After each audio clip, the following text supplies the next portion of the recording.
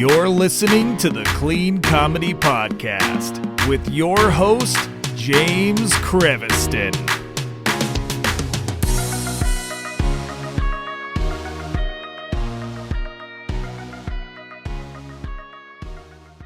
Hey, everybody, welcome to the Clean Comedy Podcast. It's James, and today I discovered this amazing person on the internet. That's how you discover things nowadays because it's the 21st century. And I found that they are not too far from me. They're in Santa Barbara, and they put on comedy, and they put on a lot of comedy and comedy classes and comedy mentoring and legitimately sends you cool emails about producing comedy shows. Like, I wrote a whole book on producing comedy, but even I was like, oh, I learned something here. So please welcome the very talented, the very amazing, I don't know how you do it, Sam Bear. Sam, how you doing? Hi, oh, that was such a great intro. Thank you so much. Thank you. I've been an MC for a while, so I think I can do it. Well done. Well done. Thank you. Woo. All right.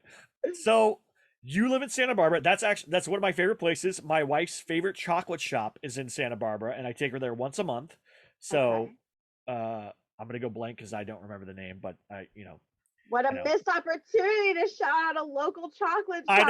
I know. You know what? I will look it up while we're here because I know. I mean, I know where it is, and I know because I drive. Yeah. I literally that's the only exit I know to get to Santa Barbara is that exit to go to the chocolate shop. Chocolate Maya. Thank you, Chocolate Maya. Literally Chocolate Maya because they're so good. They're amazing. I drop bills there. They know us. Yeah. They know us. they do. We come in and they go, oh, hey, welcome back. Here you go. I'm like, are you getting the same stuff? My wife's like, oh, I want to browse again. They're like, okay, it's amazing. I'm like, all right, well, so. And they must think I'm like a millionaire. I'm not, by the way, Chocolate Maya people. I apologize, but they must think because I'm like, you can have anything you want, honey. And she just gets boxes, and I'm like, all right, well, there we go. So. Hey, Chocolate Maya money is way different than C's candy money. I'm just saying, like. Yeah. If I dropped that money in C's candy, I'd own half of C's candy. Exactly. Drop no it out. shame to C's candy, but like Chocolate Maya money. Don't sleep on Chocolate Maya. Yeah, so don't sleep on it. Yeah, $100 there is a little box, right? $100 at C's, I'm walking out with like half the store. Like, all right, we're good. Yeah. So I love Santa Barbara. I love everything about it. My wife's one of her other favorite places is the Salt Cave. Salt Cave. Really? They brought in chunks of an actual Himalayan salt cave and built out a salt cave in Santa Barbara.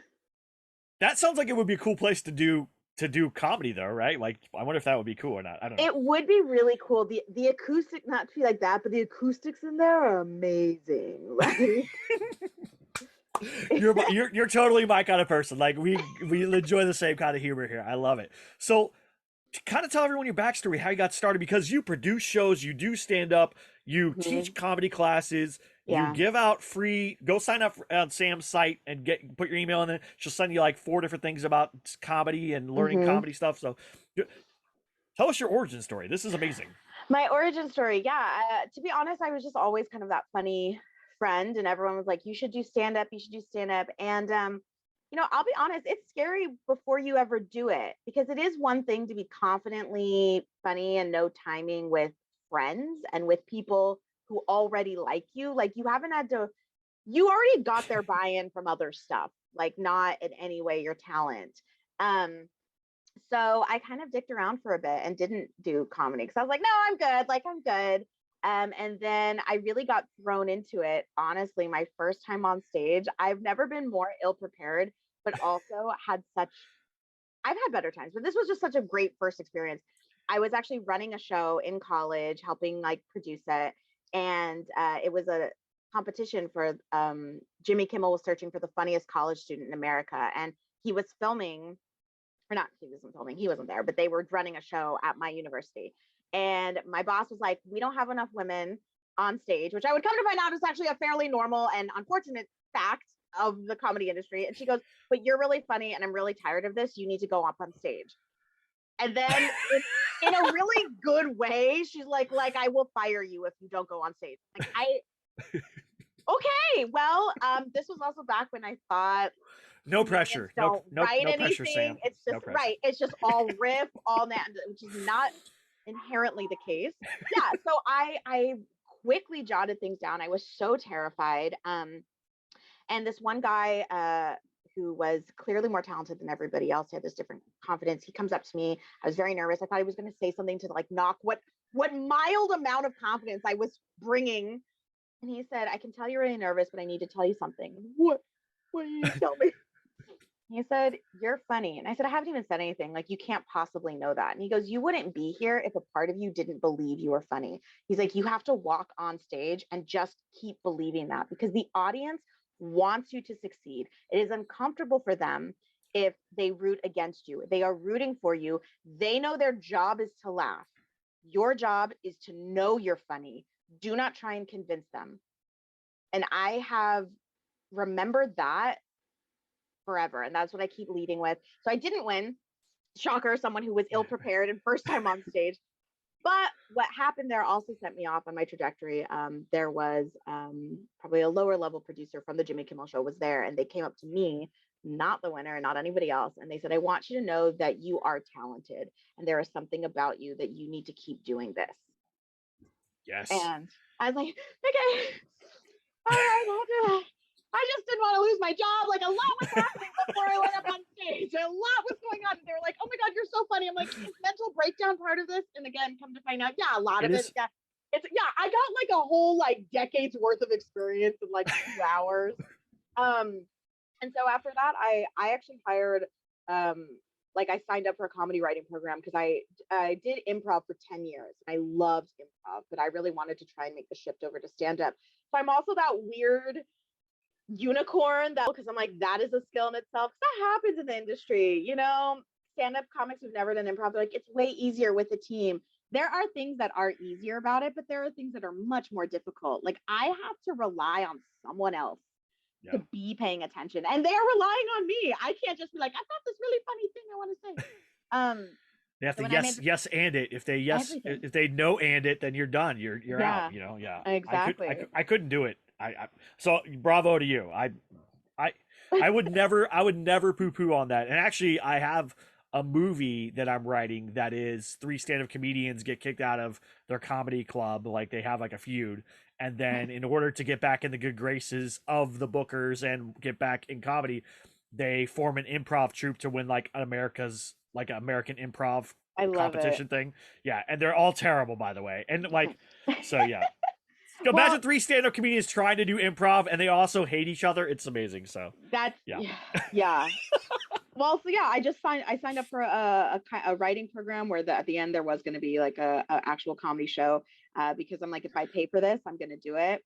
And then ever since then, it's just, you get the itch, and that's really the origin story. And I wanted more of a comedy scene in Santa Barbara, because it had ebbed and flowed, and I would walk by vacant buildings and think, when I have a comedy show, a comedy spot, I'm going to call it Bear Cave Comedy. And then I don't know why it took so long, but one day I said, I don't need a brick and mortar. Like, pop-up style is a style that's nationwide, that's global. Like, and so with that, Bear Cave Comedy was formed, and I've been running shows ever since. And I want to empower people to produce their own shows if that's what they want, because it is hard. Like, I'm not afraid to give away free information. I mean, and you wrote a book on it. It's like, here you go. Yeah.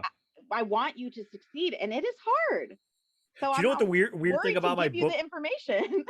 The weird thing about my book is I tried to give it away free, and then nobody wanted it. But then when I started charging for it, then I was like, I don't understand you guys. I'm giving it to you. Take it. I want you to have it. And they're like, nah, we couldn't possibly take it for free. Yeah. I was like, okay, I guess I will sell it to you for $2.99. That seems fair to me, I guess.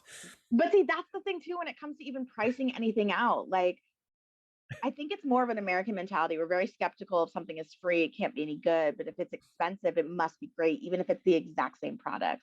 Yes, thank you. I know, it's so weird. I don't want to. That's the thing, is I don't want to, because I want more comedians to do things like what you do, and what I've done is produce our own shows, because one, it gives you an insight into how hard making a comedy show is. So then it Yeah. makes you respect bookers, clubs, stages, other comedians, venues, all those things. It makes you respect them a little more, and especially respect MCs and openers and features and headliners. You respect everyone else that you're working with in the industry, because you know how hard it is to put together a show. Have a comedian call you at the last minute and go, I'm not going to make the show, and then you're scrambling like, okay, now what do I do? Can this person do another 5? Can I bump this person up? Can I find someone to come take this spot? Whatever it is. Or the venue goes, oh, you know what, we had this thing happen today and now we can't have the show, and you're like, okay, can I still put on the show? Am I going to be able to figure it out? How can I tell everybody I've got to move it over here, or I have to change the time, or nobody gets it. You feel it. I absolutely do feel it. And from a comedian, producing a well-attended show is the other thing, and a well-recognized show, and a show that like draws people there.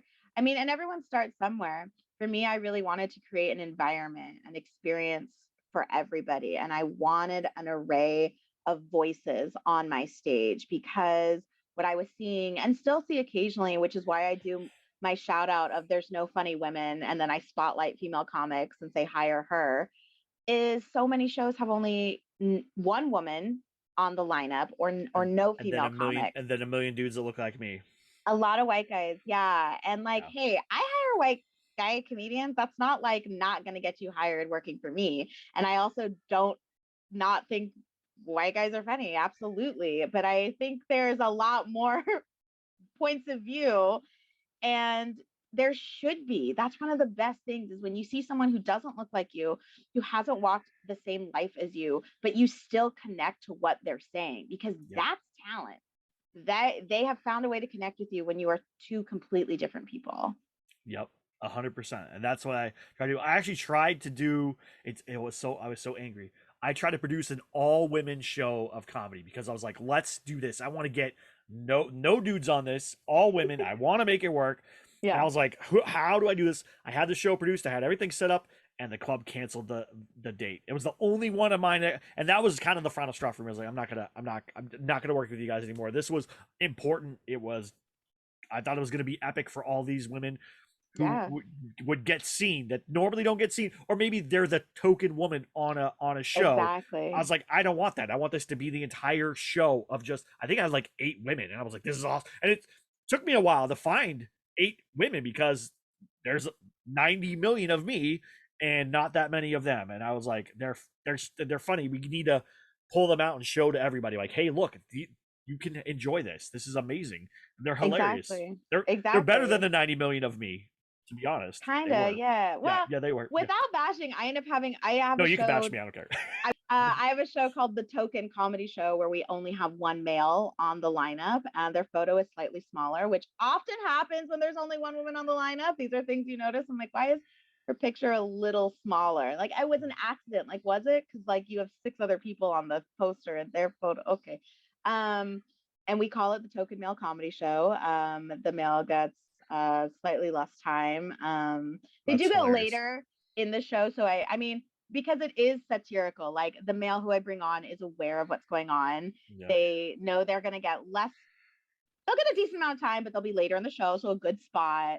And the show does not end up being like, men are terrible, like, blah, blah, blah. Absolutely not. There's so much more to talk about, but it's just a way for me and being able to produce a show to like bring light to that. Like, if this bothers you as males in the comedy industry, if you're upset by this, think about that. Like, what if that was the norm? Like, why are you so upset by this? Or even the marketing I use, like, come and see, look, I found a funny male comic. Like, that happens, right? We do vibe. That is like the humor of like, this is a funny marketing strategy. Like, if you're upset by this, good. Like, think about that. Like, so many women are introduced as like, and here, coming up to the stage, a funny woman. It's like, are you kidding me? Are you kidding me? That's why I didn't even want to have any dudes on there. Like, I was like, no, not one. No. Not even one. We're not doing token. It's all women. I don't care. If I heard somebody complain, I'm like, well, you're not doing any shows then. That's not how this works. Like, exactly. They don't get enough stage time. They don't get enough notification. They're not getting paid enough. Yeah. Oh, I pay everybody, and I pay everybody. The only person that gets paid more is the headliner. Everyone else Well, right. gets paid the same, right? Yeah, but everyone else, everybody gets a cut. Even if I don't get a cut, everybody else gets a cut. I got to make Mm-hmm. sure that comedians are being paid for their time because Yeah. they're that's a skill. They work on writing, they work on all that stuff. You have to pay for it. So when clubs don't pay or they go, well, we can't pay you. I'm like, yeah, you can. You can pay comedians, and you should be paying comedians because you would not pay Bon Jovi even if they came here and played one song. You would pay them their $1 million or whatever it is, that they Exactly. want. So yeah, you should be paying comedians even if it's $5, right? You say, okay, for every 5 minutes you do on stage, I'm going to pay you $5. Cool. Comedians will be okay with that. Be like, oh, thank you for honoring what I do and seeing that as with value and Yeah. paying me. Yeah, I hate that too. So are there no comedy clubs in Santa Barbara? I don't know. There's not any standalone comedy club right now. Weird. We have we have Seems Bear like a Cave prime Comedy. place. It is. The startup costs alone are, a couple, they're pretty high. Yeah. Some of the prime spots in town where I think comedy clubs have tried to establish themselves, the rent alone, it's like $20,000 a month. And yeah, which there are storefronts there. So, high traffic area. Yeah, I'm sure it's doable, but with live entertainment, I don't know. And then you got to get the building. And then if you're running a truly successful comedy club in Santa Barbara, would need to have somebody who has run a successful bar and successful restaurant, a great kitchen, and then all of the booking and producing aspect. Like Santa I'm out. I Barbara can't wants. do that. That's what I'm saying. Santa Barbara, when we go to something, we want everything. We want the full service experience. Right. And I think what happens is people get caught up in like, well, I can do this one thing, and and drinks are easy. It's like, yeah, if you have a simple menu, drinks are easy. But I have seen people. I went to a club twice, and my friend ordered water. I'm not kidding. We ordered water. We got brought 7-Up and then Sprite, and she's like, I just want water. And she's like, I'm not mad. I just don't want either of the. Why is it bubbling? I just want water. So, like, you can mess up a drink when you've ordered the most truly basic thing. Someone should have just like got that person to walk them over to the sink and be like, "Look, this is where water comes from. Just do this. I don't care." Stop. And then, so yeah, there But that's true because there might be someday. all the food in Santa Barbara is amazing. Actually, there was a place there that I used to love that made like these bread. They were like a different kind of bread. They were like butter bread, and they would make like quesadillas and tacos out of them. I forgot what it's called. Like a torta, like a sandwich like that? It wasn't though, but it was like it was Okay. like that spiral bread that has like the butter in between it, Right. and then they would Okay. like put like cheese and potatoes and whatever and stuff, and they like make God, that these- sounds it was really on good. it was on Main Street, but now it's closed. It closed Oh. like during the pandemic. I know, it's sad. It was like Why my you gotta favorite. bring that I'm, up? I'm sorry. That was not cool. I apologize. That's on me, people. I apologize. I did that to you, Sam. I'm a bad person. So Fair. what is the what is the hardest part of what you do? Like as a producer, as a Yeah. comedian, as a person who teaches comedy classes Mhm. and really like connects with comedians, what Mhm. is the hardest part of what you do? I think balancing marketing myself as a comedian and then all of the organization for Bear Cave Comedy. So I only have one Instagram, for example, and that's just Sam Bear Comedy. Like, follow, subscribe. And I Also redirect. be the show notes. Okay. I redirect everything from the show there. And I have a social media manager, and we talked extensively about that because often if anyone's producing a show, then they'll have another account for that. But right now it just seems like that's the best move to draw up the biggest traffic because I have a large following there, a really engaged audience. And to start at zero, it's just a mountain to climb when Bear Cave Comedy and Sam Bear Comedy are so intertwined together. Right. When we expand beyond into, we're getting more out into more of California and out into different states. And so there will be a time when we'll transition. But yeah, I think balancing me as the comedian and like, submitting to other clubs, talking with other producers about myself, submitting to making sure that still maintains as a priority while also talking with other people and bringing them into the show. So here's my question for you, and you're gonna feel this because we do the same. We do similar stuff. Do you have? Is the money talk uncomfortable for you? For me, it's like booking. I'm No, booking gigs and big things. I am very uncomfortable with the money talk. no. No, okay. I've had to do a lot of work around that, but I think it's one of the last things that is truly being gatekept in this industry. Because it is very Wild West. Like, I don't know if you've ever talked with somebody who, I mean, I'm sure you have, but like very seriously about this industry who aren't in it. They're like, well, don't you have contracts with everybody? It's like, there's a lot of gigs and shows that no, like big clubs that you're getting a decent amount of money that it's like, what do you have to prove you're on the show? Well, I have a DM and they liked it and we texted. Like, I know I'm on the show because they told, like, like, and I'll talk to my lawyer and she's like, you can't do this. I'm like, but I have to. Like, it's their club. Yeah. Yeah, and I trust them. Like, this is how it works. And there's other things where you do send contracts, but I think the money talk is necessary. And you get to a point where, $10 for a show, if you're driving far, it's not enough. And you're allowed to ask that and say, what's the rate? What's the comp? Or say, this is what I do. Or you start saying, I only do features. I only do headline. Like, you need to be able to do that. I am struggling with that, so I'm glad that you can do it because I'm doing these and they're like people are like, well, okay, well, how much do you want? And I'm like, what do you want to give me? Like, and that's a bad way to go into this. Of being like, Yeah, what can you? Please, sir, give me something. Like, I don't want to do that, but exactly. it's so uncomfortable, and I think for a lot of comedians, it's uncomfortable, which is why we're at the same like the Comedy Store pays the same wage they've been paying since like 1987. You know what I'm saying? Like, Mm-hmm. or clubs expect you to bring people and then don't pay you, or clubs don't Yeah. pay you to be on their 10-person lineup and they just made $5,000 for the night off F&B and ticket sales. And you're like, okay, well, we need to talk about it. And I guess that's the uncomfortable part is we need to do it. Another comedian brought up to me unionizing comedians, and I was like, I don't know. I don't know how I feel about that. I don't even know if that could be possible. That would be interesting. I've thought about, I'll say this as someone who knows nothing about unions, but like Same. I support them. I know Right. that. Very American. I know nothing about them, but I'm also like, they're good. I'm pretty sure. Yeah. Yeah. Um, This is the most American podcast ever in the world, where Americans are like, we support unions. I have no idea what they are, no, but I support them. I do support them, No, I do too.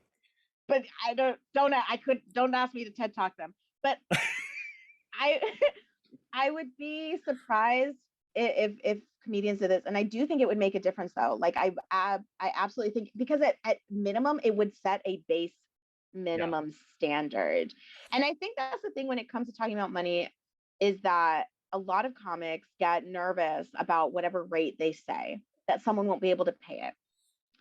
And if that's the case, then that's on the producer, that's on the booker to say, we cannot afford you.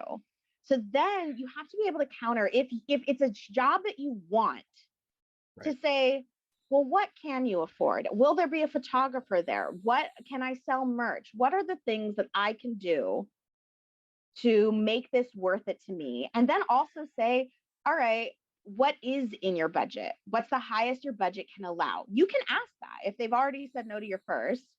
And usually it'll probably be higher than if they really want you, or they'll counter with a number that you're not happy with. You say, you know what?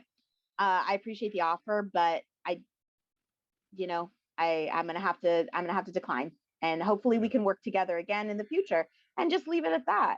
I mean, and I've had people who say, I, need to make so much money and like, well, that spot's already taken. Let's put you on a different show. Like I can do that on another show where you are here. It's not, the headliner spot's already booked. That's already done for that show, Yeah. but so I think just being comfortable saying no, hearing no, and also saying like, well, then let's talk later. Yeah. And yeah, that's good advice actually, because that's the part that, like I said, that's the part I'm struggling with, putting together these shows, doing stuff. I mean, we had to fly to Alaska, for goodness sake. Okay, we're flying to Yeah. Fairbanks, Alaska, so I can't do it. For $50. It's like one plane ticket's almost $800, $1,000. I can't do it for $50, but I can do this, and so we did that. We Hmm. negotiated, but it was the most uncomfortable part of the entire thing. Like, Why was it uncomfortable? Let me interview you. Why was it uncomfortable? Yeah, you do. You do know why. I don't know. No, I can't like verbalize it. It was just an uncomfortable. I don't know. Do you know why? I don't know. I literally can't verbalize why I it's think uncomfortable. one of the things that comes in the way is that talking about money, there's a lot of shame involved in it. And there's a lot of secrecy involved in it. And that is really within like the American spectrum of like, don't ask anybody what they make. Don't ask anybody what they paid for their house. Don't Yep. ask anybody. I ask those questions. Yeah, that's probably is. And I grew up in Texas, so you don't like ask people Oh, personal questions. Yeah, you know what I'm saying. So that's probably a lot of it, really. fair. That, yeah, it's true. But that I would just say work on your relationship with money and know that money in itself is neither good nor bad. It's just an energy. It's just money. And the knowing of your worth. I didn't realize I would ever, as a Latinx woman, would be giving this know your worth talk to To a like white guy. a white guy. Like most of you need to know less of your worth. Like you are way overvaluing and overpricing yourself. Look, I'm Yeah, usually doing it for a drink. Okay, I'm okay with that. So that's I'm not. I don't know my worth. yeah, just really sitting and thinking and then also talking with other comics, and which is harder too because like I said, there's so much gatekeeping because people feel like if they disclose what they made at one show and Mhm. then you get booked on that show, so now you know this information going into it, you will ask for the same and maybe they weren't special, or maybe you'll ask for more but not tell them that you did get more. Mhm.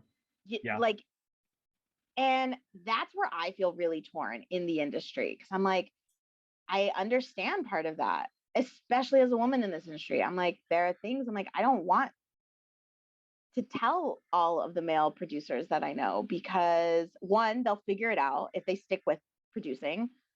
They'll figure out some of the mistakes that they're making early on. You Mhm. know, over promising, under delivering does not last. Overcharging and not having the draw, or like promising too much and then you end up putting in hours and hours of work and you're like, oh, I've walked away with $300. Like, yeah, that's not sustainable. Yeah, it's It's hard. so And that's the yeah, it's thing is, I, daunting. I will do the thing where I will graciously, I guess, where I will pay everyone what I deem fair and Right. then walk away with nothing, right? And then Mm, go, well, it was a great show. I'm glad yeah. that we did the show, but I made nothing off of this, And Mm-hmm. I spent 10 hours, 12 hours, whatever it was, booking all the stuff, setting everything up, going to the place early, Yeah. everything, and so and everyone else walked away and I go, oh, yeah, I should have saved some for my, whatever. Okay. Yeah, one of the earlier things I like to tell new producers, especially if they're doing pop-ups, which most people are when they're starting, is Hmm. a contribution from whatever venue they're working with towards comic fees, towards the event itself.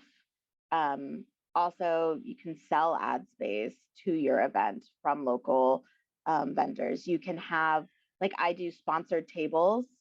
So I'll have local businesses buy out a whole table and then they'll also donate product on top of that. So whoever buys tickets, buys that table will get like all kinds of swag and they're in a VIP experience and that business has their logo on everything. They're getting shout outs during the show. They get tickets to future shows. I mean, there's a lot of ways to make money before you've sold any tickets.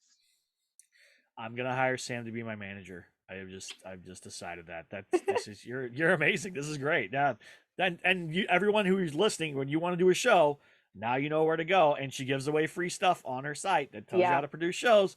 You're, Mhm. gold mine right here. It's amazing. This is awesome. And so, what as a comedian and as a producer and as Comedy a coach. teacher, comedy coach, like you do everything. What is the biggest piece of advice you can give to anyone in the comedy business? It doesn't matter what level they're at or what thing they're Yeah. doing. What's your Uh, piece of advice?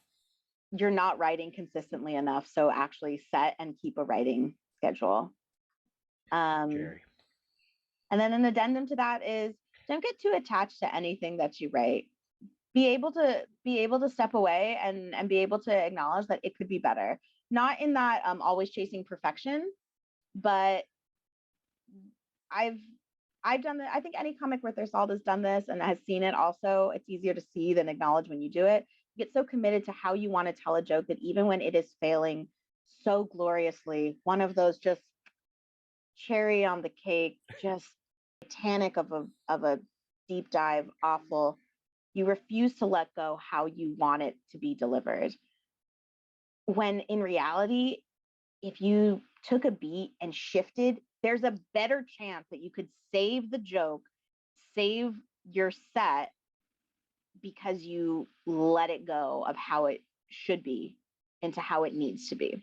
So yeah, write more consistently and don't chokehold yourself with how it should be.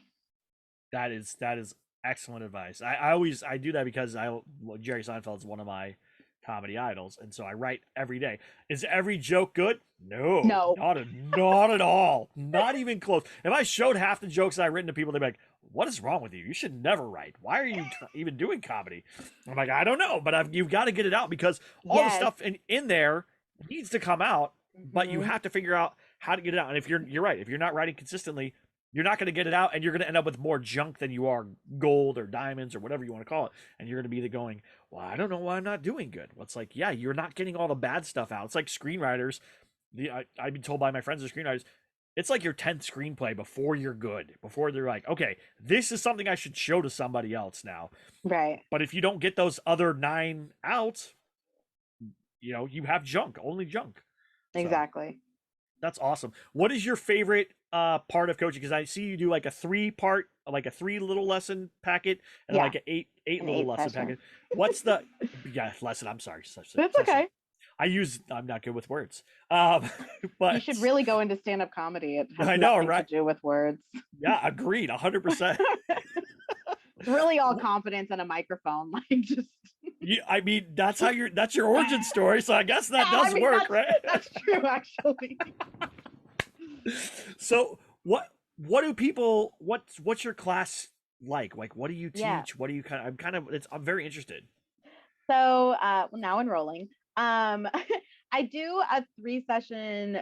The reason I have a 3 and 8 session is the 3 session is more of people who are trying to get their feet wet and realizing, do they want to make the investment of working with me for basically 8 hours one-on-one, which some people have doubled down. I'll give them the option. So we can meet 4 times for 2 hours each session, or over 8 weeks for 1 hour, that's a 2-month commitment, So the 3, it's a little, it's less expensive, one. And I offer payment plans for everything. So for the 3 session or the 8. And then also though, at the end of the first session, if you only buy the 3, you have until the end of that day to upgrade to the 8 class pack. And I will credit the cost of the 3 sessions towards the remainder cost of the 8. But that does expire at the end of the day. And if you change your mind after 3, then you have to buy the full 8 pack. But what that is like, we work one-on-one. It's just you and I. If you're in town, we meet in person. I have clients who do drive from LA to meet with me. Wow. Yeah, I offered to go to them, but they have to pay for that. I'm a businesswoman first, so that's thing, time is money. Or we meet via Zoom, which is obviously incredibly effective and efficient. I go through a series of writing exercises and programs to really get out of your own head, because I find what happens a lot, what I've seen over and over, is this overthinking. Like, I don't want to write it down until it's perfect, or I can't think of something, or this isn't funny, so I'm not going to write it down. We just want to get into the habit of putting it down. We will decide what's funny or not later, because 80 to 90% of what you write down, even in that moment where you're like, that's so funny, you go back and read it and you're like, what is this? What is this? Why did I do this? Need to get rid of that. But that's a really good thing that we don't champion enough. It is good to be able to look at something and say, this no good, I don't like this, because you're trusting yourself enough to say, this also is not worth my time, this is not worth my energy to try and make good, scrap it. Versus looking at something and you're like, oh, I want this, like, there's something there, but I don't know how to get there yet. There is a difference in how you approach both of those. And that is where I see a lot of comics. It's like they want everything to work. They want to make it, shove it in, circle in a square peg, and that's so we go through that, and then after about the second session, obviously I try and like speed things up a little more if you're only doing 3, and so we work as best we can in 3 hours. But I really work with you to hone your voice and explore what you want to say from your most vulnerable and your most authentic. So I ask you questions that really get to the truth of, when you were saying like the money thing, like I'll ask like, what is it? And if we were doing a coaching session, we would have deep dive into what comes up, where did that come from, and then we'll start writing from that perspective. I feel very much like in the scene in Fame, like this is where you start to pay in sweat. We work out a guaranteed brand new 5. And then depending on where you're at in your comedy career, I can get you up to like a 10 or 15, and depending on how long we work together. Most of my clients, they stay on with me for like at least 6 months, which is fantastic. I really get to know them, and we really work out some great things. But we will run something over and over again, and I will stop you when the bad habit creeps up, and we will start again from the beginning. Like it is I don't need to be your friend.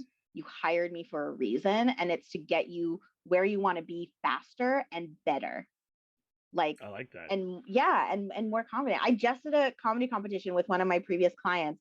He advanced, I did not, but I was so proud of him. And he was like, I'm so excited. He's like, you should have, advanced. And I said, yeah, but I said, no, it's fine. That's how it works out sometimes. I said, you did great though. Like, and I saw what you did and how you did it. And some of the jokes we worked on, like I told him, I was like, it was so amazing to see the progression you've made. And he's like, I literally wouldn't be here if it wasn't for you. And the longer we work together as well in my comedy coaching, then I start to work with you on like your EPK, so your electronic press kit, how to talk with bookers, how to talk with producers, how to negotiate your fee, how to negotiate everything. Like if you're only getting $5 at a show, which happens, everybody has done a show for $5. Like everyone has.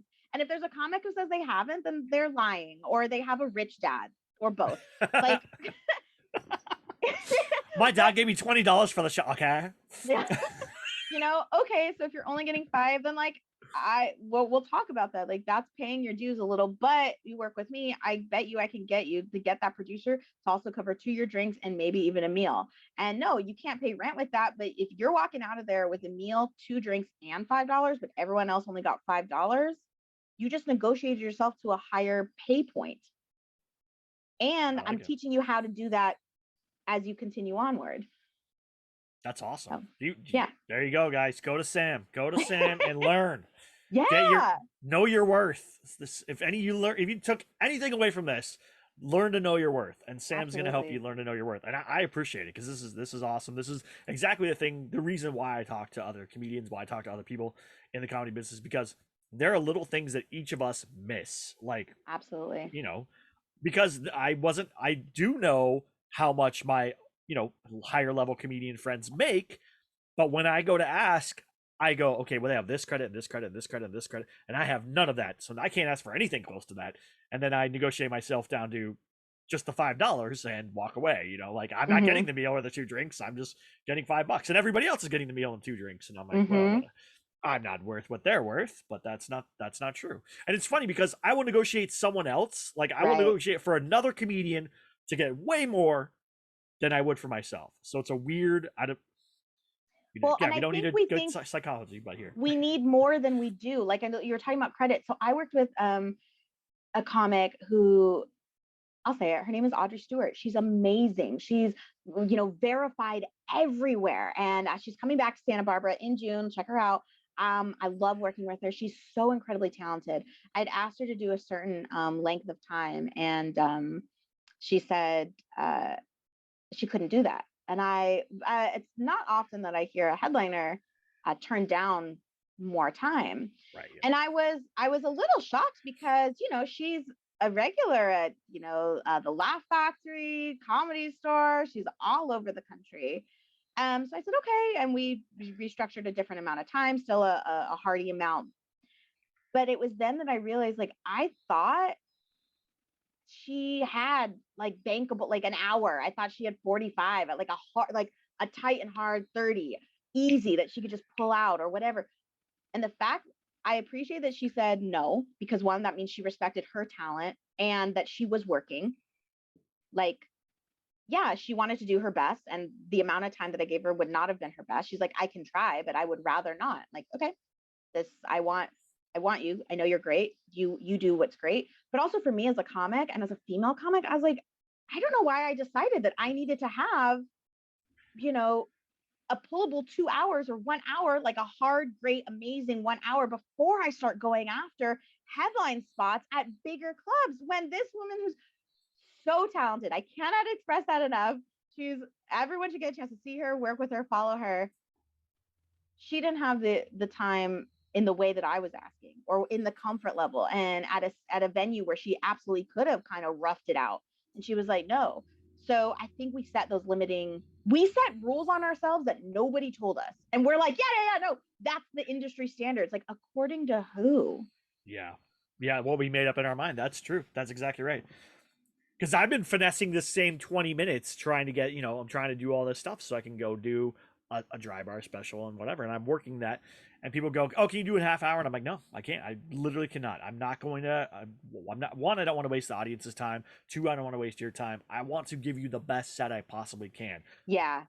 See, but that's that professional. I respect that. Like that, and that was how she handled it. It was longer than 20, but the amount of time, yeah, she was like, no, because I want to do the best. That is a professional to me versus someone who just takes the time, eats it, and the last 10 minutes are just like painful. Yeah. Like, and you're like, ooh, you should have got off 10 minutes ago. Like 10 minutes ago, everyone would have wanted more versus now they're like, when is this? Was that a fluke? Was the first 20 minutes of that a fluke? Like, oh yeah. For as great as audience can be, they have the worst memories and they'll remember. That's why you have to end with the banger and start with the banger because they'll forget the middle stuff. They'll forget your name. I tell this to comics all the time. I'm like, how many comics names do you actually remember from the show that you were on without looking at the flyer? Yeah. I'm like, you don't. And there's a lot of reasons why. It doesn't mean anyone's good or bad, but like I did a show once where I said my name every minute. I just wanted to. I set a timer. Because I was trying to prove to the audience that they really weren't paying attention. And I was like, if I'm going to pick one of you at random, and if you can remember my name, I'll give you $20. No. They were like, Sam something. And I go, yeah, but searching Sam something does not bring up my Instagram, my website, or my TikTok. So I said, well, Sam I'll get you something. A shot. Yeah. It takes a while for that name recognition. It does. Well, everyone's going to know Sam Bear. They're going to know, and they're going to go to Sam Bear Comedy, and they're going to go to her website. It's actually SamanthaBearman.com. So yes. I know that I keep saying Sam Bear, but it's SamanthaBearman.com. So go there. If you don't want to go there, you can go to her Instagram. Her Instagram is Sam Bear. So you can go there, Sam Bear Comedy. You can go there, and there's a link tree down there. You click on that, and it's all of Sam's links, and you can go through everything she has. You go look at all the cool flyers she makes, because do you make those, or do you have outsource them? I do. I make those. I have a background in graphic design. Yeah, because comedy flyers are so ugly, and I refuse to have ugly comedy flyers. You have the best comedy flyers. I'm like, because I had to make one for Alaska, and I'm like, I had to call one of my friends. Shout out to Glenn Tickle. Everybody who watches the podcast, Way to go, Glenn Tickle.